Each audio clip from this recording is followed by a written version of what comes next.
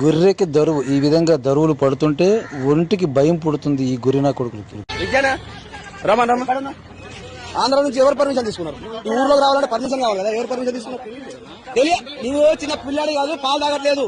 ఒక ఊర్లోకి రావాలంటే పర్మిషన్ కావాలి. దొంగదనం అవుతుంది, ఎవరు రెస్పాన్సిబిలిటీ చెప్పు? ఎవరు పర్మిషన్ తీసుకొచ్చారు మీరు? సారీ అనేది నడవదు, సారీ అనేది అసలే నడవదు.